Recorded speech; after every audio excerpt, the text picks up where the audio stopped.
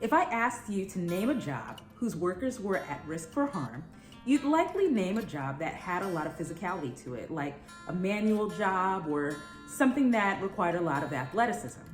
That's because if someone gets physically hurt, we can see it right away, like having a broken arm or a sprained ankle, and hopefully you get the help you need to attend to it. But there are also jobs where the harm might not be so obvious. Jobs like helping professions, like being a psychotherapist or a first responder or even a lawyer who works with people in high-risk situations. In those cases, you can be at risk for being exposed to what's called vicarious trauma. That's when your clients or your patients or the people that you are giving care towards have a lot of stressful, traumatic issues that are going on, and you, by extension, are helping them and absorbing a lot of that stress. It doesn't mean that these are bad jobs to have. They're great. But it means that we have to be diligent in making sure that we're attending to those things that could cause us undue stress.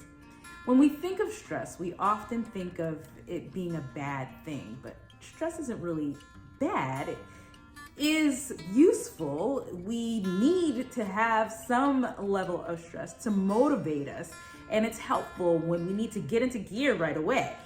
But if we are exposed to excessive stress, especially over a long period of time, that could actually be very, very harmful to our physical and mental health. I have a small blender, and there's a sticker on the inside that says, "Don't run it for more than a minute." And the reason why is because if the motor continues to run, it might get overheated and burn out, and you would have permanent damage to the product. And in the same way, our stress systems, though they do serve a very vital purpose, they're not designed to run continually.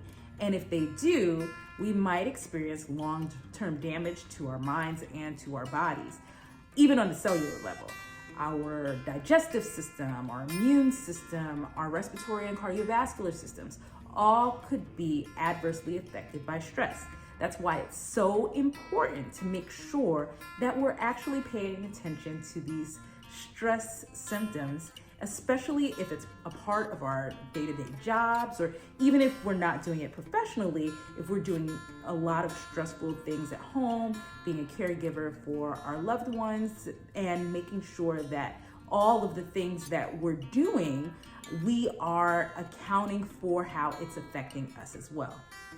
Particularly when it comes to dealing with people that we love, be it a parent or a child or a spouse, we say that we're supposed to do those things. And so we feel a little bit guilty for thinking about ourselves and thinking about how stress affects us. But it really is important for us to take care of ourselves, because if we don't, then we're not in optimal mental or physical condition to be able to care for them. It's just like when you're on the plane. They say if the air masks drop down, make sure to put the mask on yourself before you assist someone else.